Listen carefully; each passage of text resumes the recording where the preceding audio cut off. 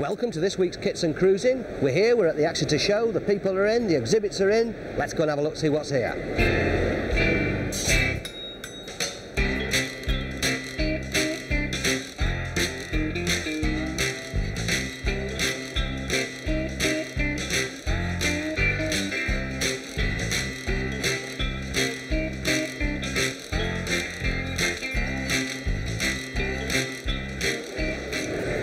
Amongst other new cars launched at the show, I'm on the Superbug and its creator, Paul Banham of Paul Banham Conversions. Paul, Metro-based this one. Yeah. And you've got two other Metro-based cars here today as well. But this one today, the Superbug, yeah? Very, very inexpensive by the look of things. Yeah. It's Metro-based, obviously, as you said. We use the Metro because there's plenty of Metros around. You know, they made 1980 right through to 98, I think it was.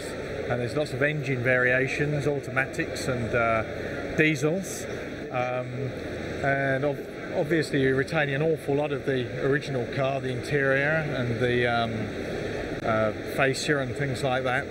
Because obviously it bears very little relation to the, well, shall we call it the donor vehicle, but in actual fact it's not so much a kit of parts, it's a conversion for a Metro. A body conversion. You're only removing the superficial tin work and stiffening the car a bit, and then putting a plastic body on top of it. Okay, I think one of the things in everybody's mind is, yeah, everybody can more or less see that, but how do you get the stiffness back into the car? Well, they're welded through the sides here and across the rear, and here, but only a few hours work. So it sounds like welding and cutting, cutting, riveting. This one doesn't necessarily need painting either. It comes with a gel coat coloured finish. So what would you say the average time of build on that is? This one we reckon could be built in 20-30 hours. 20 or 30 hours? That's awfully quick. Yeah. And of course it's a damn sight better looking than the original donor vehicle. Yeah, it's a prettier car, yes. Right, also of course the other thing is that these, because they're a conversion, don't have to go through SVA. No, they're SVA exempt. In as much as they're a body conversion, they just have a conventional MOT. But you can have the logbook reissued with this one as a Bannon Superbug. Oh, right. So what about weight? I mean now... drastic weight reduction. Of course that improves economy and performance to a great degree. You're losing maybe 300 or 400 weight on this kit. So an awful high proportion of the car. Sure. Weather equipment to come with this? Or? Yes, it'll have a hood very similar to our X99, which from here we'll probably have some sort of side screen door, but that isn't designed as yet. So talking of the X99, here it is in all its glory, attractive shade of green. It's pretty, it's a very pretty car. Again, Metro. Yes. Same sort of idea as this, but with doors. Yeah, obviously a more sophisticated car. It's got full doors, central locking, the winding windows are electric windows, and it's a higher build time. The customer would ideally paint it, but it's a slightly more plush than the Bug. We find the builders are more using the later type of vehicles, mainly just because they are newer and you've got more engine options. Are these the original Metro doors? No, they're outdoors, but they have all the detail to accept the furniture inside from the Metro and the winding mechanisms and the locking mechanisms. Right. And it takes the interior stock out of the Metro? Or it can be all completely standard. Brilliant. So that gives you a lot of dashboard options anyway? Well, the dashboard, we do our own dashboard, but that is a standard dashboard. Don't have to remove it, stays completely put. The weight difference again, 300 to 400 weight? You're looking more like two because of the doors and there's more. There is in fact more plastic in this car and more metal, but the stiffening is at a lower level. Now, available in obviously hard top or soft top versions. Hard top and soft top and Targa. And Targa? Yeah, we do a removable hard top in one piece and two piece. Oh, I must admit I haven't seen that yet. In fact, it's the first time I've actually seen the X99 convertible in the flesh. Yeah. Seen the X99, but not the convertible. Superb. Sales going well. People seem to be very attracted by it. We've sold about 100 this year. Really? Really? Now, of course, you're not just famous for doing this, all Metro stuff, obviously. You've got other things. You've got the Frog Eye Sprite over there, and you've got the Porsche. Going well with those? Yeah, they still sell well. They're obviously for the more traditionalists. People turning their noses up at Skoda still? Not at all, no. I mean, people are still looking at 50 quid Skoda and think it's an attractive purchase. When it's finished, you've got a car that's well sold at 8 grand. You know, it's a nice low start price. Sure is. I think often the secret in all these cars is the donor. Oh, that's absolutely brilliant. Well, thanks a lot, Paul. This is the classic 120 made by Nostalgia Cars. Obviously, as you can see, it's a replica of the Jaguar XK120, very famous mark. Based on all Jaguar components with a beautifully made fiberglass body, is probably the best replica of this mark yet. The company itself sold 5 cars so far, since July in fact, but 4 of those cars have been completely built cars at a sparkling £22,000 each. Do it yourself, it's going to be £11,000, but it is really beautifully made, and you will be seeing more of this car in our next series.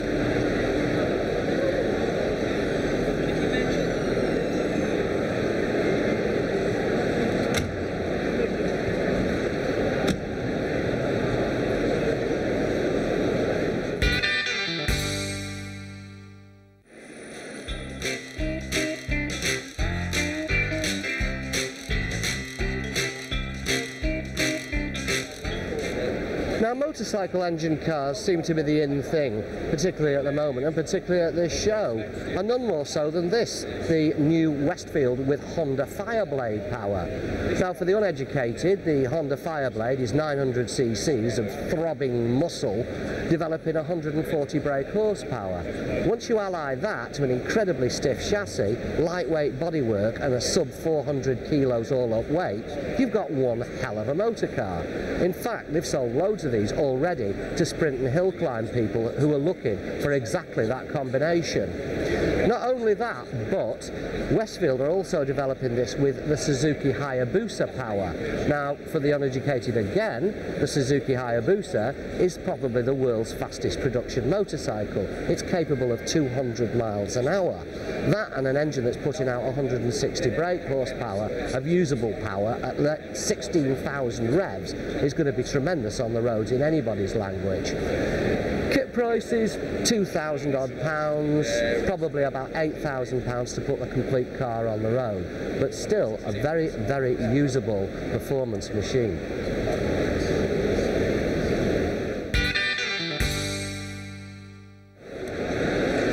Now, one of the undoubted stars of the show, for us anyway, is this, the new Larina from Sculptural Engineering. It's probably the first golf-based kit in existence. Earlier on, I had a chat with one of its creators, Simon Crowther. Simon. Hi there. How come the Larina? The Larina, it's from the racing car driver, Nicola Larina. Right. The name. And it started off when we made several kit cars ourselves from other people's kits and decided to make one ourselves. Now, I'm right in saying that this is the first kit car ever based on the Mark 1 and 2 Golf, is that correct? It's based mainly on the Mark II Golf, yes, and I think that is correct, yeah. Right. Okay, just take me through the chassis.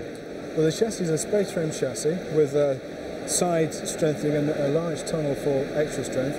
Plus, it's also got a full roll cage, which makes it a very rigid type chassis. And the Golf parts were taken from the front end and straight into the back.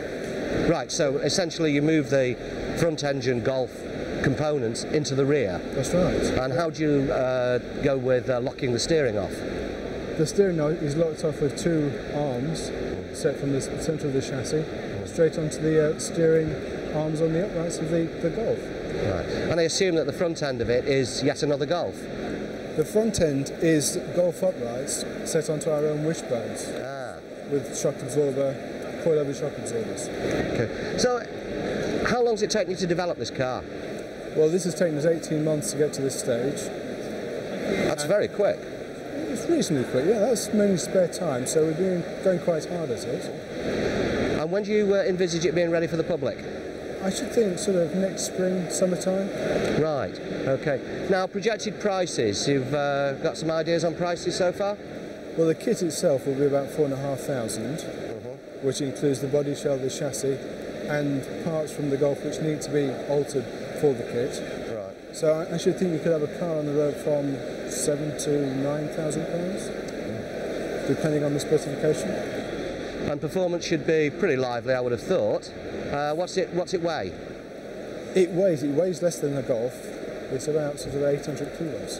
So, now this is its first public outing. It is. This is its first public outing. Why Exeter?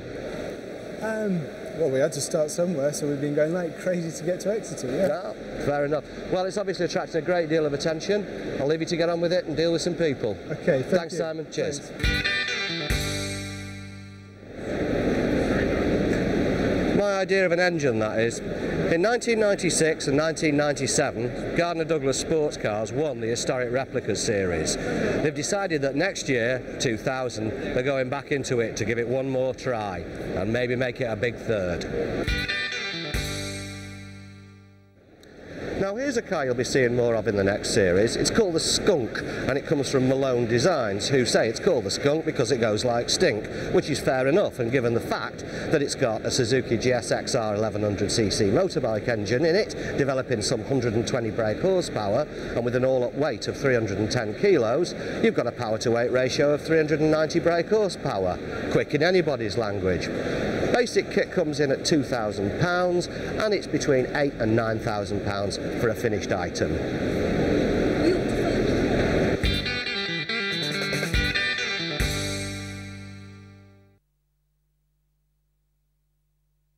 You see, this is the sort of thing you need when you're building a kit car. You need a trade stand, lots of nice bits and pieces, stuff that you just won't normally find anywhere. For instance, this 2-inch inside diameter hose. We need this to extend the fuel pipe on the Jester. Now, I need a couple of Jubilee clips to go with that. Where's the Jubilee clips at, Chief? Down the floor, down there. Oh, looks about right to me. Yeah, let's have a look. Smashing. Just the job. Right, well, I've got a hell of a shopping list here and I better get on with it, but so that you can see what we do with all this stuff, the magic of television takes you straight into this. Here I am to help Neil with the kit.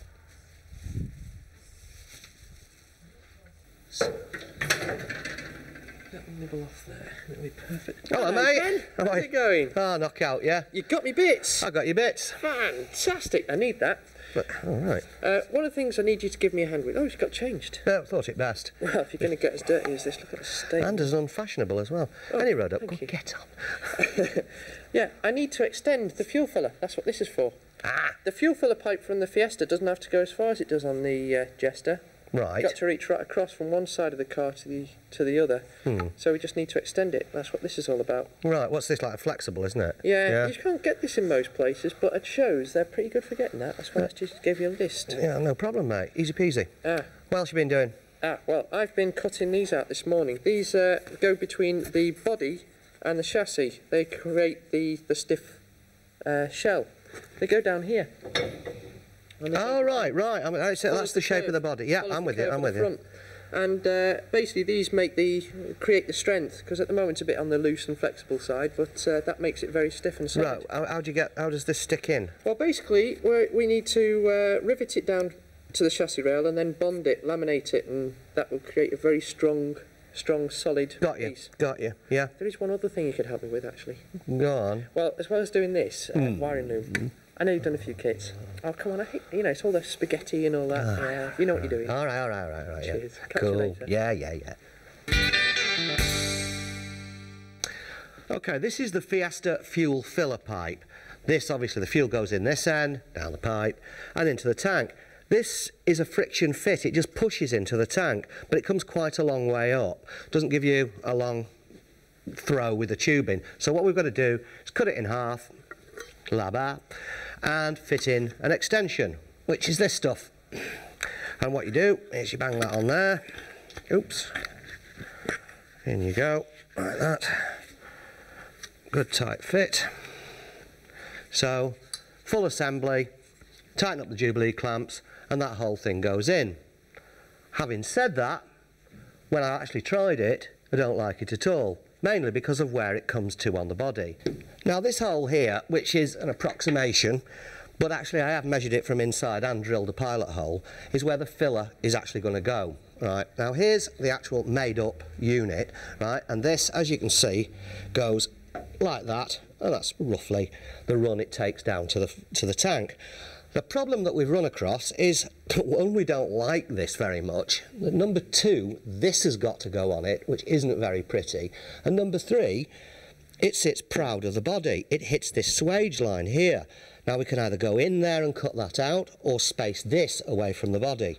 Again, not very pleasant. So I think what has happened is that we've decided to go for a proprietary filler cap, an aircraft type thing on the side, pretty reasonable to get hold of as well. So what we're going to do is we're going to jack this in and we're going to go and do some wiring. Those of you who've been following the kit build will remember my little dilemma with the wiper motor. And as with all the best heroes in life, and married men will back me up on this, I decided to follow the instructions I was given and give up. So here we have an Uno wiper motor, which we're going to fit under the bulkhead here. One hole for the spindle here, two more for the two screws that hold it in place, and this will mount nicely on the bulkhead underneath. Nice, compact and neat. And then you have a single wiper that goes across the windscreen, a nice sweeping arc. Nice and simple and boring, but it works. Doesn't solve the problem with my heater though, so what I'm going to do is put a little box onto the heater box with a little flexible hose to the wheel arch, and I still end up with my wheel arch intake, just as I wanted all along. Right, well these three plates of spaghetti down here are the original Fiesta wiring loom. Although it looks desperately complicated, in fact it's one of the more simple looms. Now there's a lot of stuff in here obviously that with the Jester we're not going to need, you know, things like courtesy lamps and you know, door shut lamps that make it come on and off. But all this stuff, this is the real meat of it. It's the fuse box. These are the relays, these are the headlight relays, these are the indicator relays. And what we're going to try and do now is going to try and lay the wiring loom in its rough and approximate position within the car. Of course, to do that, first of all, we've got to untangle it all. But there again, it is all labelled up. When we dismantle the donor vehicle, that's the easiest thing to do. Keep it that way, keep it simple. Right, for instance, the idea is to get the whole wiring loom laid out on the floor and thence into the car. So you've got to identify what parts go where. So, like this, I happen to know because we labelled it up when we took it out of the donor vehicle. Well, this is the left-hand front headlight, or what's left of it anyway. And then we've got other things like the radiator fan. So fair comment.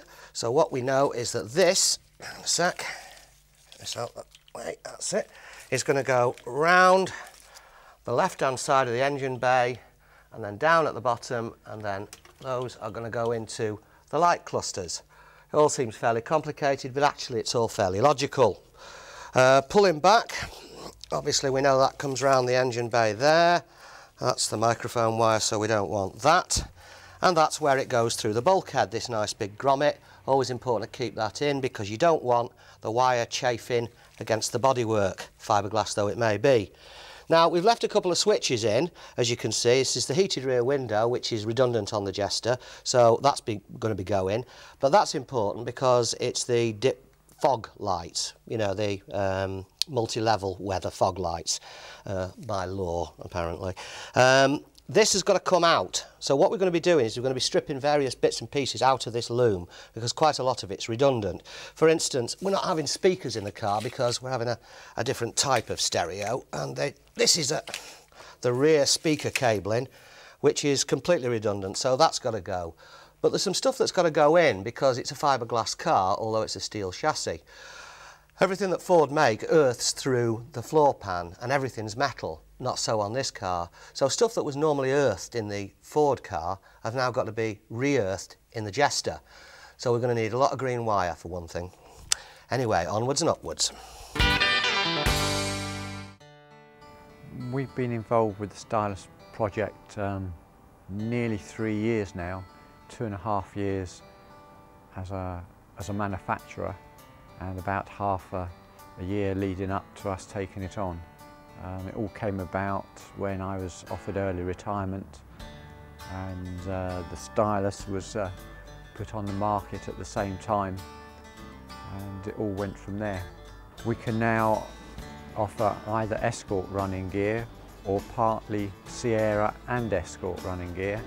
The basic body chassis kit is £3,000 plus VAT, and that gives you virtually everything to give you your rolling chassis, excluding your donor car parts, and then you could build a cheap car from as little as 5,000, but a nice car for about 8. Engine options vary from the old Ford 4-cylinder Kent engine, the crossflow engine as it was called, up to Rover V8 and everything in between. From Vauxhall twin cams, as in the blue car here, to Ford Z-Tex, Ford CVH, Toyota twin cams, Fiat twin cams, you name it, we put them all in there. This car was built by Andy Bailey, and has put in it a Vauxhall twin cam, 16 valve engine with approximately 225 brake horse in it. Extremely fast, I would think 60 in 4.5, 4 3/4 seconds, something like that.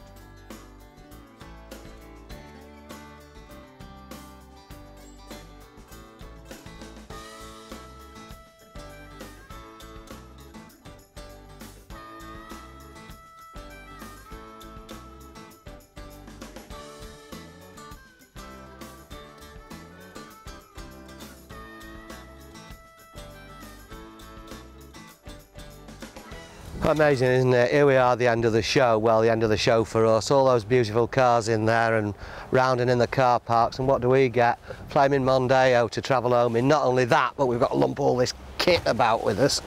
Not to mention Neil and his shopping. I'll tell you, what have we got here? We've got the hoses and the clips and clamps. We've got, what's this? Oh, he's bought a car cover for the Jester, very nice, I'm sure. And what's this? Oh, gear lever gaiters. Mind you, just goes to show what sort of stuff you can pick up at one of these shows. It's great. It's been a hell of a day, it's been really nice.